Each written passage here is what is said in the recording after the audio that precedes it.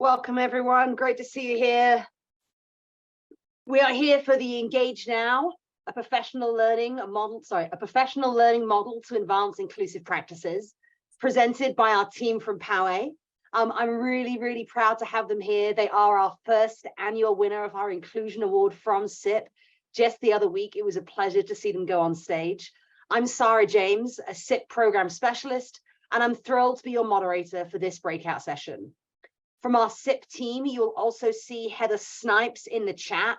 You might see her under just SIP team. First, a few logistics though. This session will be recorded and archived in the conference agenda page after the conference for about 1 month. Closed captioning is available by clicking on the link on that bottom right-hand corner off our sort of Zoom screen tab. The interpretation icon in the same area will provide access to Spanish translation. We will ensure the ASL interpreters are spotlighted along with the PowerPoint and the presenter. Please make sure you keep your volume muted and avoid background distractions while presenters are speaking. We encourage you to engage with others in the chat, and when possible, please keep the camera on so we can see your faces. And with that, Team Poway, I will pass it on to you. Thank you so much. Well, good morning and happy Friday to everyone. And thank you for selecting our breakout session this morning. We are excited to be with you and share our story of professional learning in Poway Unified School District. I'm going to introduce this amazing dream team. In the meantime, if you could also please just tell us where you're joining us from, put it in the chat. Also, please feel free to put any questions you have in the chat. We'll be moderating as we go. First up, I'm Kimberlie Rens. I am an executive director in Learning Support Services and a proud member of the Engage Now team. I'd like to introduce Megan Gross, Laura Snow, Trenace Sevilla, Jamie LaFuze, and Amy Fousek. All integral players and team members to make the magic happen with this work. So I want to get us started just a little bit around who we are. So a little bit about who we are. We're a district of about 35,000 students. This slide shows you how many schools we have, our demographics, and our students and their families represent a beautiful tapestry of backgrounds, and we are driven to design learning environments where students are safe and feel a strong sense of belonging. Poway is committed to creating a culture of creating cultures and conditions to empower world-class learners. Next slide, please. So a little bit about professional learning. We have a professional learning leaders, otherwise known as PLL. So today, as you hear the acronym PLL, know that it stands for Professional Learning Leader. And we are really proud of our strong teachers, and we recognize that they are the experts in the building and have instructional practices that engage our students in learning. And about 6 years ago, we wanted to expand our collaborative practices and provide teachers with opportunities to share their strong practices across sites. We wanted to get teachers outside of their classrooms. We wanted everyone to see all the good things that were happening. So we wanted to build the capacity of our teachers, particularly as we began adopting the Common Core standards. So we wanted to also think about how do we build consistent and coherent curriculum across every school, as well as some of those instructional practices between grade levels as well. So we had an interest in creating a path for leadership opportunities for our teachers, particularly those teachers who maybe weren't interested in moving into administration. So we, in collaboration with our teacher union, Professional Learning Leaders were born. The role was designed to bring coherence and consistent professional learning across all 26 sites. We didn't want to have, if you go to this school, you know this, and if you go to another school, you're going to know this. We wanted to have excellence and consistency of excellence across all of our 26 elementary schools. So each year, a focus area is determined for professional learning. Way back when we started, our focus area was in the area of English language arts and RTI. Other focus areas have included math. During the pandemic, in particular, we had an ed tech, educational technology. How do we integrate strong tools into our classrooms? And now we are focusing in on inclusive practices. So one consistent PLL that has remained the same is our RTI PLL, and they support the coordination of our system of response to intervention and instruction. That is such a huge role. If any of you out there are doing that work, it is big and lots of coordination and very much needed. So Poway has committed one of the PLLs to be RTI.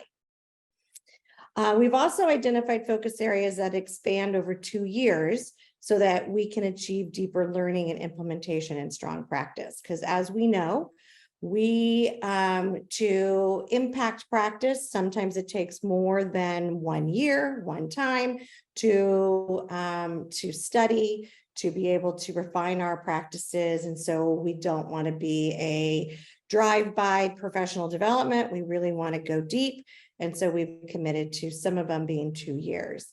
Engage Now is one of those areas where we have 2 years focus area. So this year is year 1. Our PLLs collaborate together in after-school meetings, and it's a teacher release time.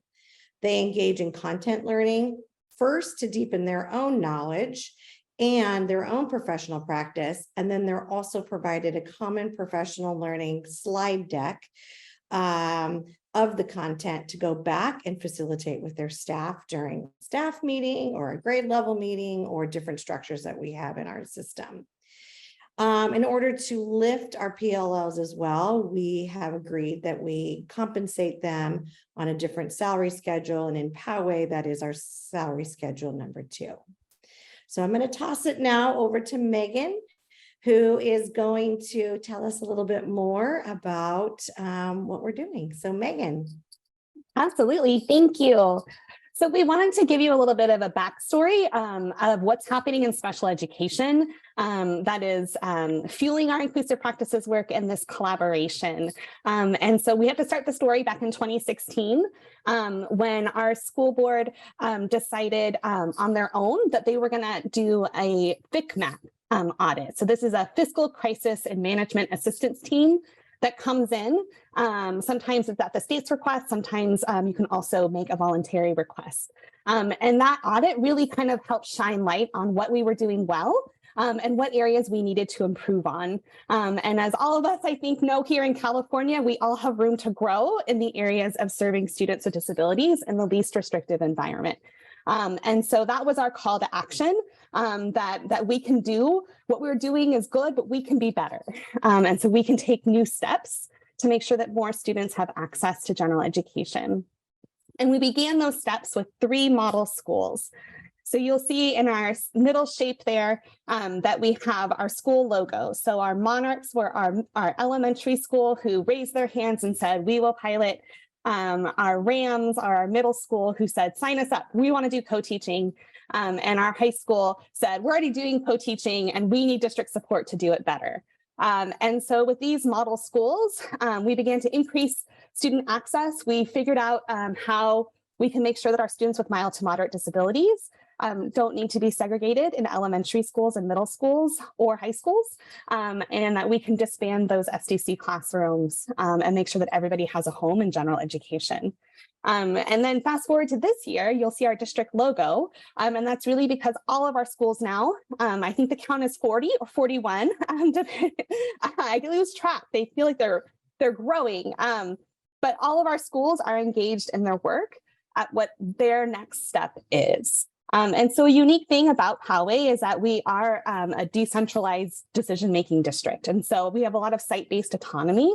And so each of our sites, wanted to know, how do we begin this work? And so we looked at what was the research-based best practices.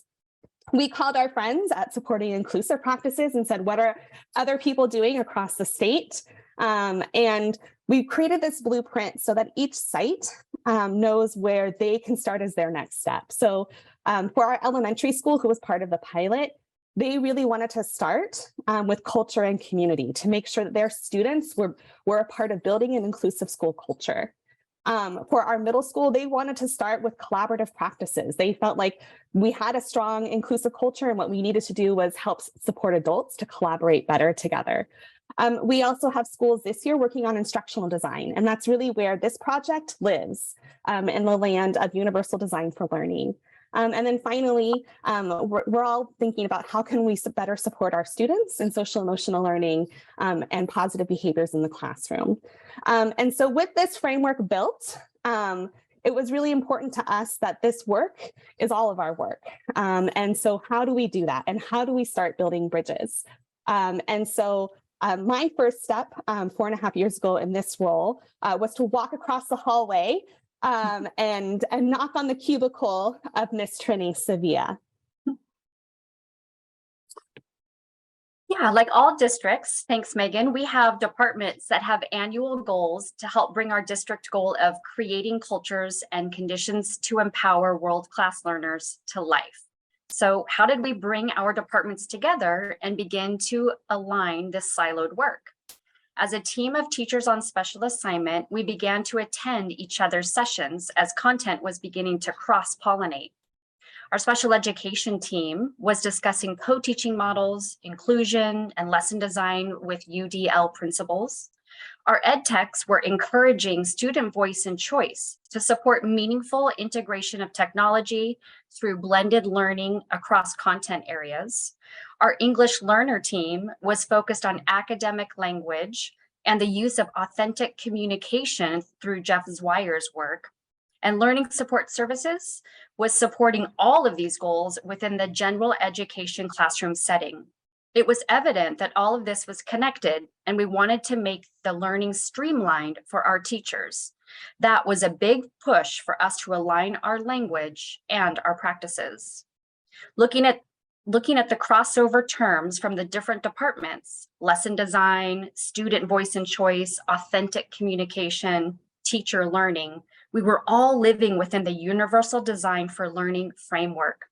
There really was a need for UDL to be applied outside of the special education world, seeing the needs of all students on our campuses, including our English learners. Next slide, please.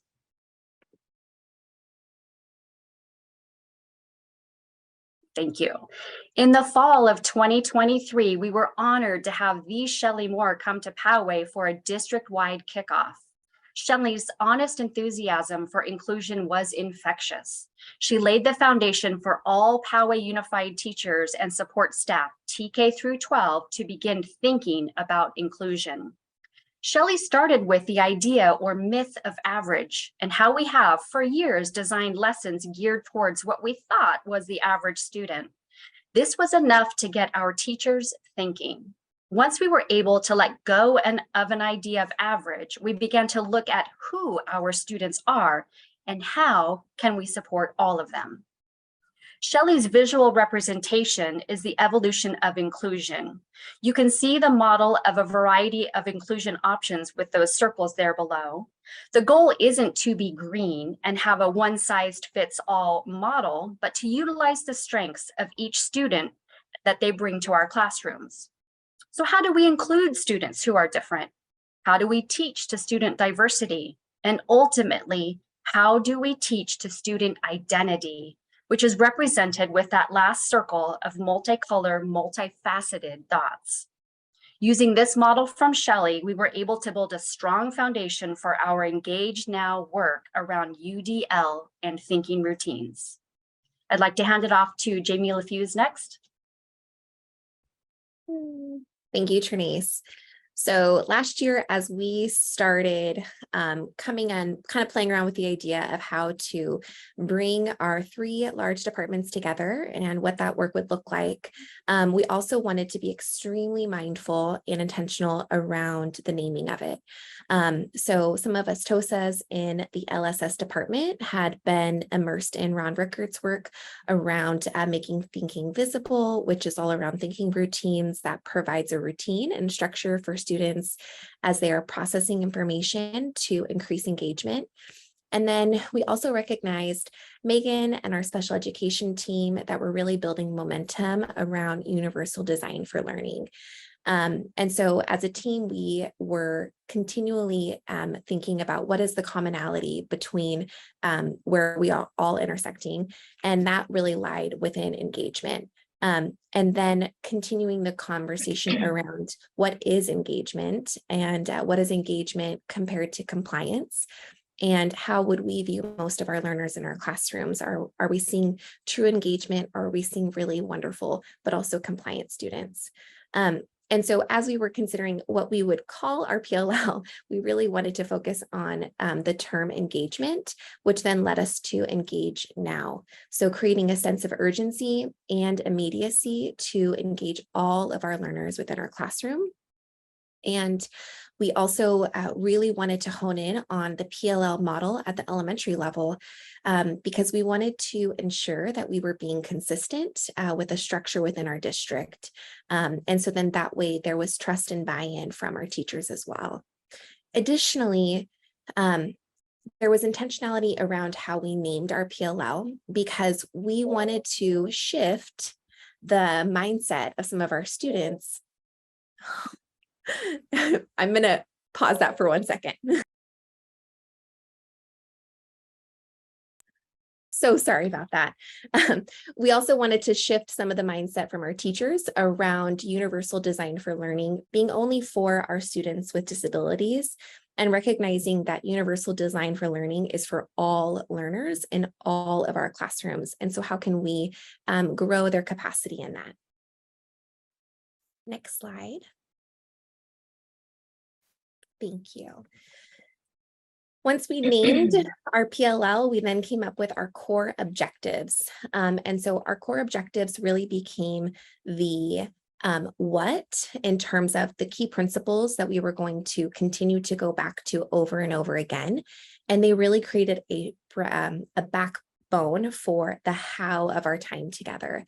So we decided that it was very essential for our PLL to focus on deepening our understanding of universal design for learning and engagement, to advance our beliefs, our skills and systems, to engage in ongoing coaching and collaboration within our PLL, to design and present professional learning, and also to collect feedback from staff to launch.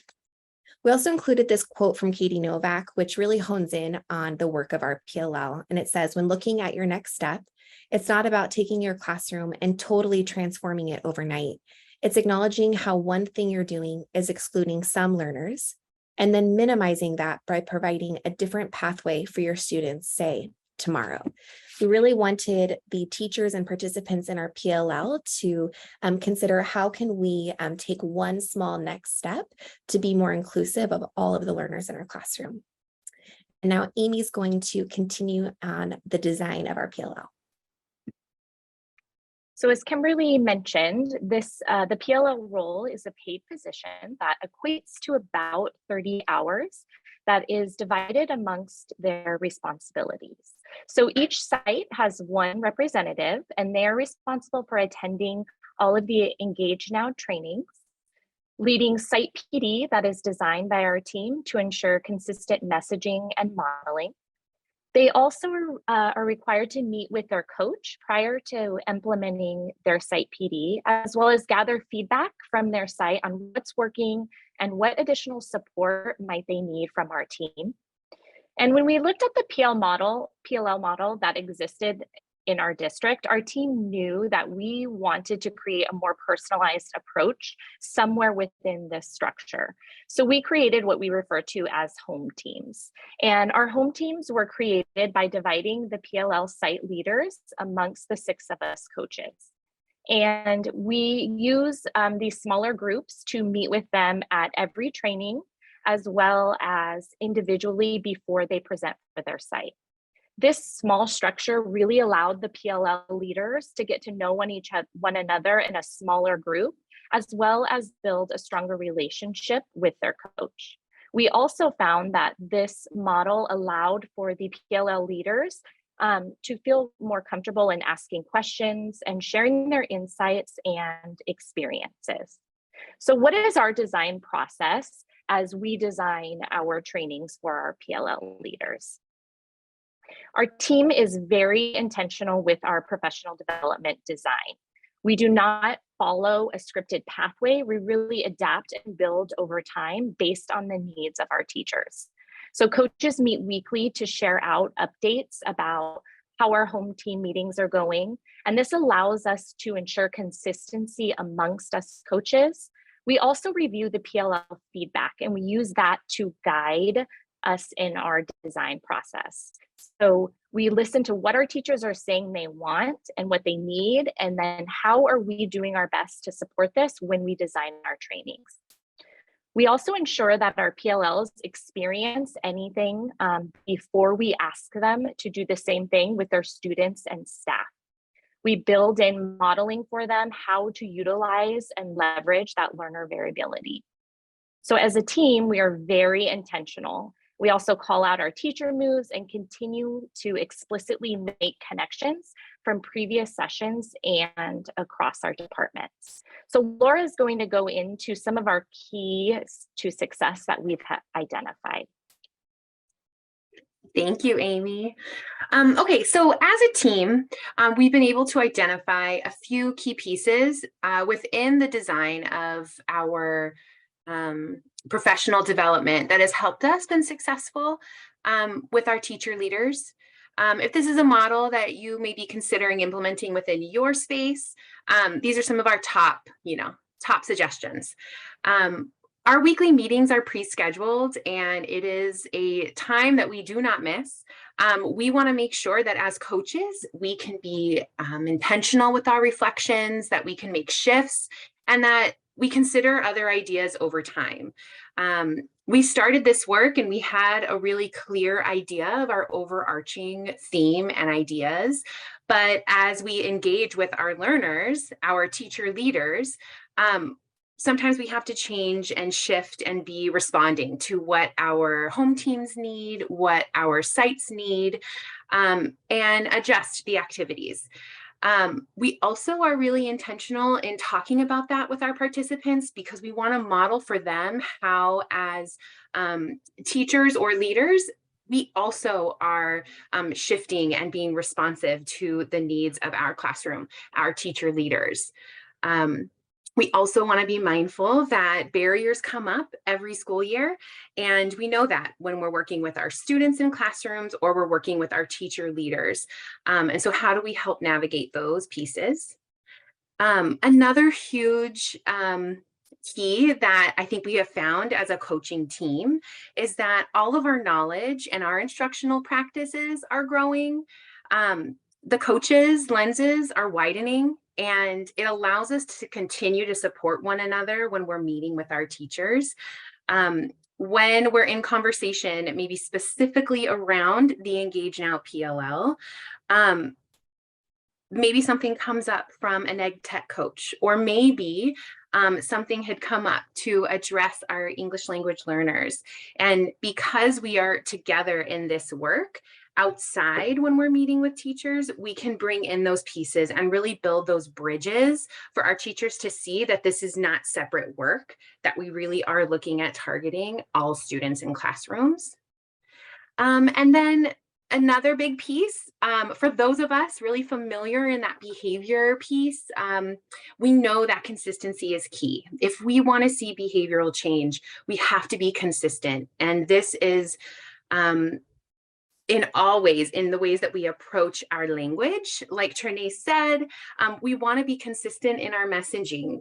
We want to align our language so that, again, we're creating those bridges and we're explicitly calling out when you say this. It is also a piece of our playlist that our ed tech coaches might be talking about. When we talk about a pathway, it's reducing those barriers for our language learners in language acquisition, in how do we create visual representation, right? It's all related.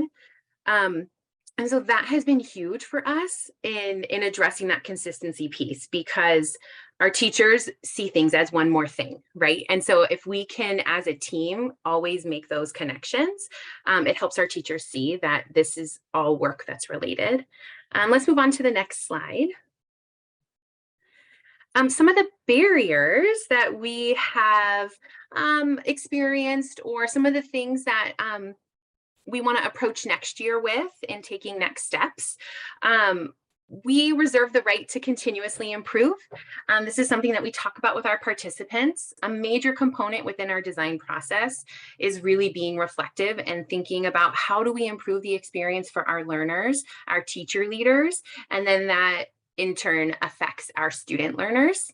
And we always want to be intentional with our work. So one of our next big steps is really looking at our principals, supporting our principals at sites with understanding universal design for learning.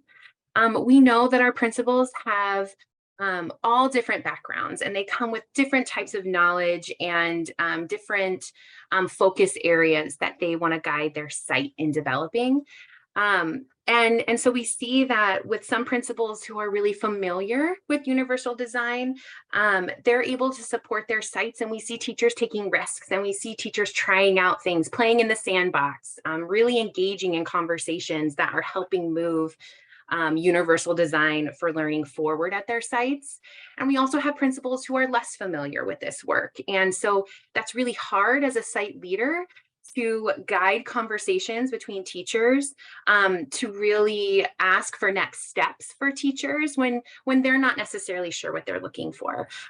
So we really want to target our principals and help them have an even playing field. A huge piece that we're getting from our participants is like, we love this work, we are totally invested, but can you just give it to us? Can you just tell us what to do and we'll do it? And while we understand where that's coming from, it's still missing the mark, right? Because even in our session that I attended yesterday around universal design, we can give you an example, but that's really dependent on the teacher in the classroom, the students that are in the classroom, the content area that they're focusing on, what's the goal. And so trying to help build examples, but also with that understanding that this isn't a cookie cutter, okay, now you can do it. But how do we build up teacher engagement and collaboration when building these pieces? And then our last and final hope is that we can recruit more teacher leaders at every site. I know that as coaches, we talk about how there's so much overlap. So our Engage Now PLLs are also those who are signing up to do additional PD, who might be our engaging in our ed tech coach work, Voyager. That are maybe our EL site coordinator. You know, there's a lot of overlap, and we're hopeful that as we continue this work that we can also engage more teachers. We've talked about, I think a little bit earlier, how oftentimes the only path for leadership with teachers is through a principal position, but how do we build that capacity at our sites? Because once we create more leaders at our sites, the more collaboration will occur, and we'll begin to support all of our learners, and our instructional practices will begin to support all teachers and all of our learners, and all of our students will continue to make progress and be engaged in their learning. So next slide, questions. Does anybody have any questions? I think that we had some chat monitoring. Yeah, so Laura, we have one from Andrew. Thank you, Andrew, for putting your question in the chat. And now please be sure to put your questions in the chat. And your question, Andrew, was how has this process helped to ensure all students are receiving standards-based instruction at the high school level? And are all or most students now on diploma track? So I'm going to toss this over to Megan. She's got a great deal of experience at our high school level. So Megan. Awesome. Thank you, Andrew. That's such a powerful question. And I think that's really part of what's driving this work here with our elementary school teachers. So I taught at one of our high schools for 5 years prior to joining this team and this work. And that was one of the things that we were noticing at the high school level, is that when kids were entering freshman year and they had been segregated, we were trying to desegregate them and get them into general education classrooms so that they could get a high school diploma and have options after high school for college and career and for what they wanted to pursue. And so that's really hard. if you haven't had opportunities before you're a freshman in high school. And so we've had our high schools have had lots of conversations over the past 10 years around the work they're doing. And so I think this really exciting moment in time because we're now all doing it together and really thinking about how do we make sure that our kids have opportunities starting in preschool to make sure that we aren't segregating kids when they're 3 years old, and that we're really making sure that all of our students have access to general education so that we can ensure that all of our kids, and especially all of our students, it doesn't matter whether you're in high school or elementary school, but you need to be accessing standards-based instruction, and you need to have a pathway for a high school diploma and for your dreams in adult life. So we're really hoping, in addition to this work that we do with elementary school teachers, we have a different team that's working with our middle and high school teachers around co-teaching and collaboration and universal design for learning, so that we make sure that this is a message that everybody's receiving.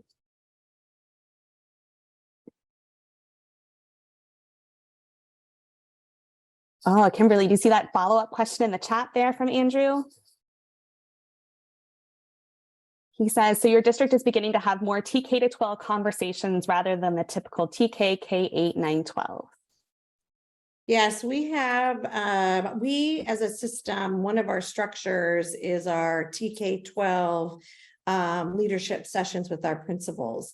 So we have many opportunities where we come together as a school, a TK, pre-K 12 leadership team and engage in conversations around equity, around inclusion.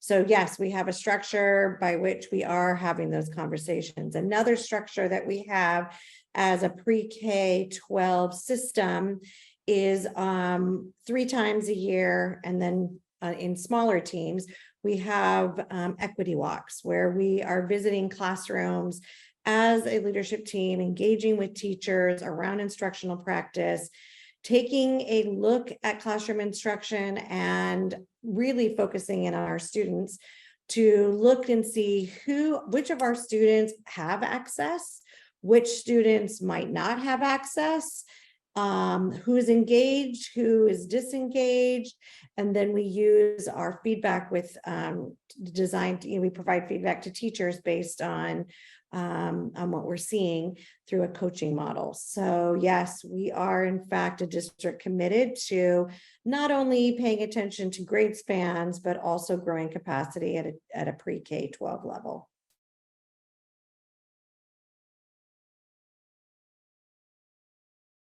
All right, so Christine, let me see here. How can we include this in lower grades? We currently do this in 6th through 8th. So Christine, if you can just give me a little, like, what is this part? What do you mean by this? And then I would love to address that. Yes, okay. Can you share any parent family feedback you've received regarding your increased inclusive practices? All right, which one of the team members would love to hop in on that? I know that we have many of our parent groups, and many of you guys participate in those parent groups. Would one of our team like to jump in on that? Megan or Laura or? I can jump in. So I think some parent feedback we've received is overjoyed at being invited to a birthday party. And that our students who were previously in SDCs had never been invited to a birthday party. And now they were because they were a part of a 2nd grade classroom. And one of the other things that we noticed was that our parents who had previously had students served in SDC came to their first back to school night ever. And they walked around the campus just like all the neighbors in their community. They sat in the 3rd and 4th and 5th grade classrooms, just like their next door neighbor. And we noticed that our families felt more included and welcome on our campuses as well. And so I think that's such a great question, because I think it's something, especially reflecting on our keynote this morning about whose voice are you honoring, and making sure that we really are continuing to engage our families in conversations around inclusive practices. We have a Community Advisory Council in our district. And so this is a conversation that happens with that team in addition to at the district level, in addition to school-based conversations. Perfect. Thank you, Christine, for popping back in. Oh, do we have more? I was also going to say, so prior to having this position, I worked with TK through 2, and I began having conversations with parents, and they would really look at, okay, well, what's my child going to be doing in the classroom when everybody else is doing this, if my child is in a general education environment. And it was really lovely to have the conversations with parents, including general education teachers, saying, well, here is our playlist, here is our pathway, and we have an access point for everyone. And your child is allowed to make a choice just like everybody else, and they can choose to learn by listening to the story online. They can choose to have a small group with me, or they can choose to engage with a peer around a text. And parents were like, wait, this is, everybody gets to do this? It's like, not just my child? And I'm like, yeah, absolutely. And so it really helped parents understand what a classroom community really is like.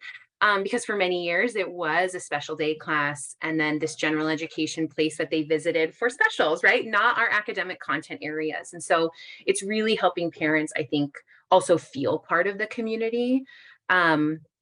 And also helping teachers see how those small shifts and things that they are doing, if we make some small shifts, we can really engage more learners, right? We really see that access points kind of blossom for everyone. And Laura, thank you for sharing that. Would you mind also with Christine's question around can you share some of the work that we are doing as far as inclusion in our lower grades? Because I know that can you share a little bit about that? Sure. So inclusive practice for lower grades, at the site that I worked at, we made sure that our learners, as they registered or were placed at a site, that they were on that general education roster, because that held a seat for them and allowed the door to be open at any time for students to join their grade level community, where they could be successful and where they wanted to grow also. The conversation really, I was an ed specialist, and so I met with my general education teachers and really developed schedules and how I could co-teach with them and how could I co-create lessons that would be engaging and interesting for everybody in the classroom, as well as be present for the areas that might be more challenging, right? A lot of my youngest learners needed support in collaboration and communication with peers. And so I worked with my teachers in really pushing in, not necessarily during reading, because teachers had that handled and they were really strong with teaching our English and language arts curriculum, but they really needed some support in like, how do we create collaborative environments? And so we would bring in some social stories. We would also bring in some sentence frames and really practice language and front load all of the class, not just students with IEPs, but everybody, so that they knew here's how we have a back and forth conversation, and really explicitly teaching those skills. Because I think sometimes we think kids come to school and they just know how to do these things. And, you know, as we're returning from COVID, we're realizing, oh, there were some soft skills there that our kids really develop while being in classroom community with one another. And so I hope, Christine, that answers some of your question. I'm interested in moving to a lower grade. I want to do this. My school is kind of pushing me.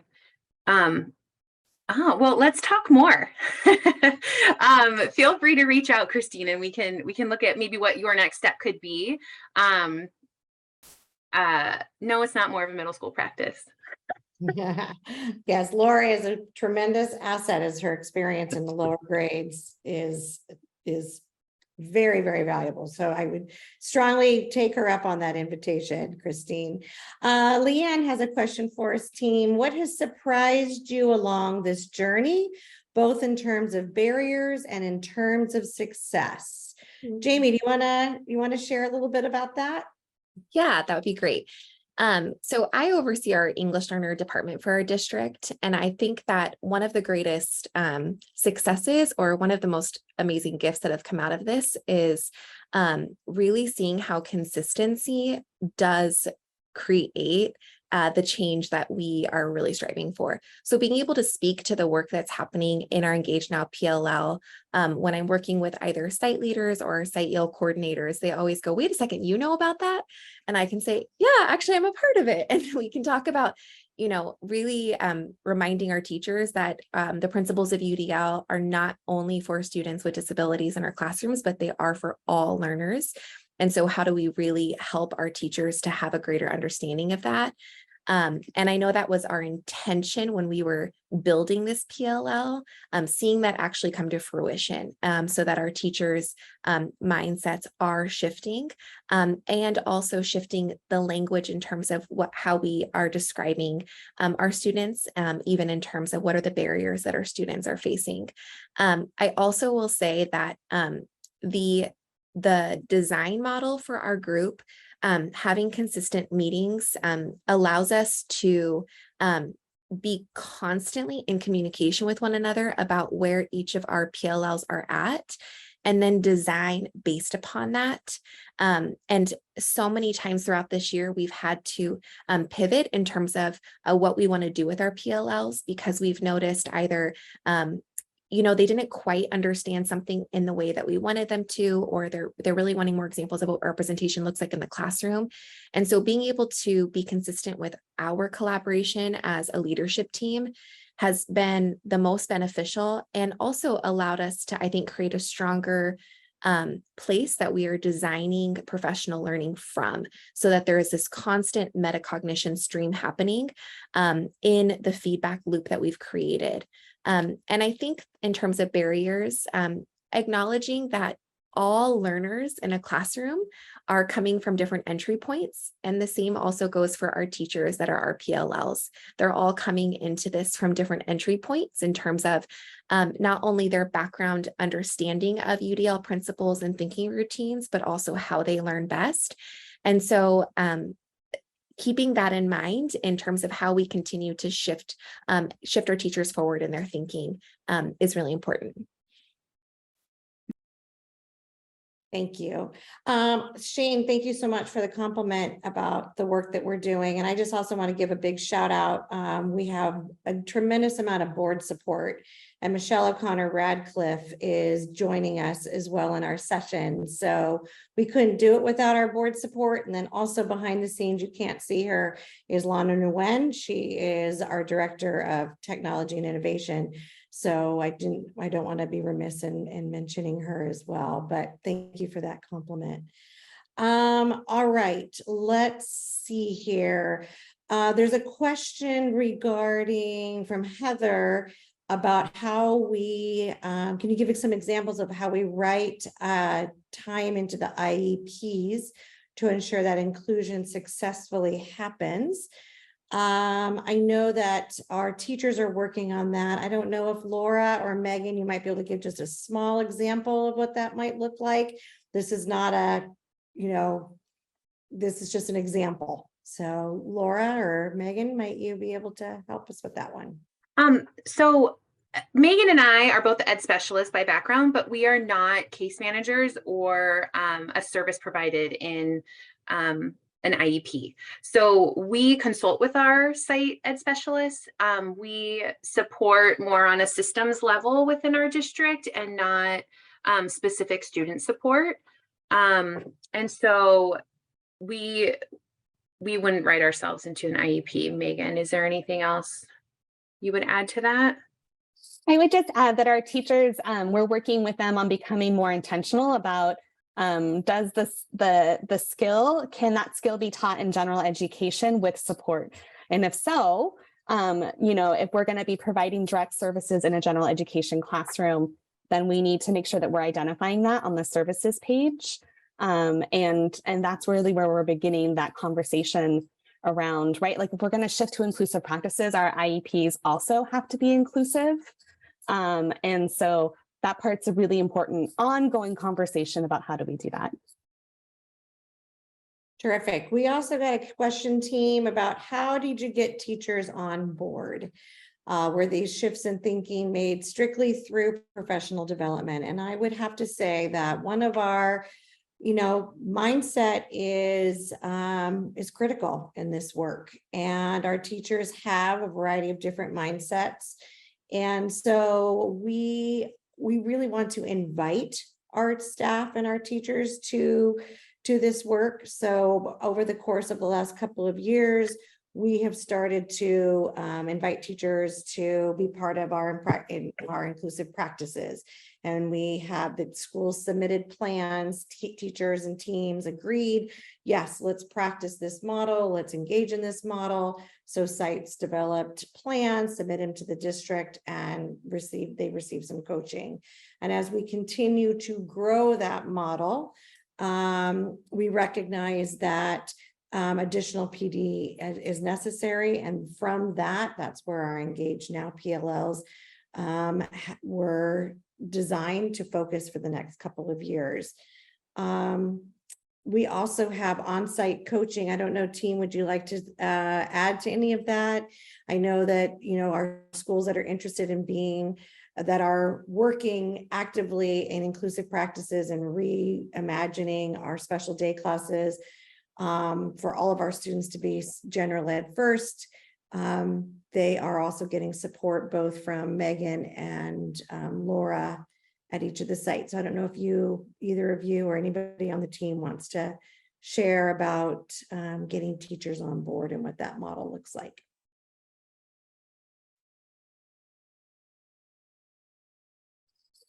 I can share. So I think one of the most impactful things that we're doing is all of us presenting together. And so I always have Trenace's voice in my ear when someone asks us to come present, and her voice is, "Don't go alone, call us, we'll go with you." Because we really, the work that needs to happen is work for all kids. And so we've had really great success with that. And then something that we've been working to do is to make sure that, I think the best PD often, as much as I think our PD is phenomenal, but the best PD is teachers learning from each other. And so getting more teachers to go visit each other and to see their colleagues across the district has been incredibly powerful, because we can say, we think this is a best practice. But until you go into another person's classroom and actually see them doing it, and then telling you, oh my gosh, this has been a game changer. Yes, it was more work right here at this point in time. Like, not gonna lie about that. But look what happened. My students who never participated before participated and are also being more independent. And so trying to find ways and funding for, and really subs. That's been our tipping point this year. But I think that's part is really, I think sometimes you have to see it to believe it. Thank you, Megan. Another question, Yolanda is wondering, what training and preparation do the coaches go through prior to working with the PLL site leaders? Trenace, you want to address that question for the group? Yes, thank you, Kimberlie. Yolanda, this is a great one. Each of us, the team of coaches that you see in front of us, we're all in the classroom at some point in time and chose to step out of the classroom to become a leader of some sorts in the area of a curriculum or a teaching tool or something to support teachers in their instructional practices. So when the 6 of us came together, the first thing that we started talking about was landing on the same page of supporting adult learners, making that mind shift into, here we have veteran teachers, we have new teachers coming on board in our situation. So how are we going to support adult learners? We looked at ourselves in terms of what kind of a learner are we? How do we respond to criticism? How do we support a teacher that's not feeling super confident? So really kind of role playing some coaching moves in a very vulnerable situation between the team of us. That helped us a lot, because when we are out at a site coaching and there are some of those situations where Somebody might be questioning a practice that we're suggesting, or wanting more support with the practice that we're suggesting, or encouraging them to implement. We wanted to have a few moves in our bag of tricks, so to speak. So as we sit together and we plan, we anticipate barriers that our teachers might be bringing to us when we hear, okay, somebody might be thinking about a time constraint. Somebody might reference the English language arts program, the core curriculum that we have.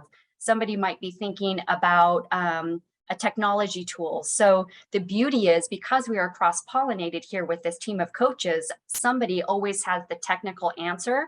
Well, I know our curriculum does this next. I know that our tech team has been really focused on that. So the blending of the departments has really been successful in us training each other. Now, we each have done our own research on UDL, and we have our different levels of expertise. So we're very clear and vulnerable with each other as we plan for what we're doing with our teachers in the next round. So we will very easily sit there and say, wait, I'm not sure I understand that part of UDL. Explain it one more time. Let me make sure I'm getting it correct, and then move forward from there. So it's really been quite a beautiful way to train each other and support each other as needed. I really want to call out, thank you, Trenace. I really want to call out Alex's comment around coming alongside educators and inviting them, and shifting mindset is best done through relationship. We believe really nothing can really transformationally happen without that relationship. And that's why we have a multi-pronged approach. We have that one-on-one approach. We have small group approach. We have whole group approach. Sometimes it is sitting down with someone and really leaning in and hearing what might be a barrier for them, or what might be their successes. And we really want, it's one person at a time, one relationship at a time. So Alex, thank you so much for putting that in the chat, because relationships matter, and we can be rowing really fast ahead, and our, people could be behind us miles apart. So thank you for that reminder. Okay, I think we might have one more question. Let me see here. Let's see. Do our teachers have team meetings to plan UDL together and share resources? Gosh, Amy, do you want to kind of talk a little bit about that? Absolutely. Our teachers do have team meetings where they are sharing resources. A lot of what we are doing with the Engage Now PLLs is, again, having the educators experience everything as a learner, and then going back to their staff and to their sites in the smaller grade level teams and share out what their experiences were when they implemented this in the classroom. So again, learning from each other, as was stated earlier, has been extremely powerful. We also, with our presentations that we give them to share out with at their site professional development, link resources for them and show them examples of how you can implement the various strategies that we're going over in their classroom, as well as we encourage our PLL reps to add their own resources. What did you use? What worked in your classroom? How can you share them not only amongst your team and your site, but then across our district as well? And that's something we've been really trying to encourage, is the sharing of the best practices that they're doing across sites. So we will send out emails from our team that include site spotlight of resources that other teachers can access. Thank you, Amy. And Jason, we do have a job description that we can send along to the leaders, and they can maybe post it with resources so that people can see them. All right. Well, we as a team, Poway, want to thank you all for joining us today. It was a pleasure to share our session and our experiences with you. I know we didn't get to every single question, and I'm sorry for that. And we hope that you have a beautiful day. And I just, on behalf of Poway, also want to give a big shout out to these beautiful faces on this screen. This is truly a dream team, and we couldn't do this work without them. So Thank you, Megan, Laura, Trenace, Jamie, Amy, and Lana. Go team. Thank you so much, Poway Unified School District. I think Michelle in the chat summarized it so nicely. We love the energy. Thank you for helping others find fuel for their work. For everyone else, thank you for your allyship to students with disabilities and their families. It is our mission to grow our educational system to innovate, include, and impact outcomes positively for all, from birth to adulthood and beyond. All of this presentation slides and resources can be accessed in the session description section of the VFAIR's agenda page. Please be sure to join us at Inclusion Infusion with DJ B Diamond. That will start in just about 4 minutes. Again, you can access that through the agenda. I cannot rate her energy enough. Please connect in the social lounge with other like-minded attendees. Post on social media using the hashtag SIPCon2023. The next breakout session will start at 11:10. And again, you access that through the VFAIR's platform. There isn't a survey for this breakout room, but there is a conference survey, and you can choose when you complete that. I'll throw that in the chat in just a moment. Thank you so much for being here with us, and I hope you all have a wonderful day.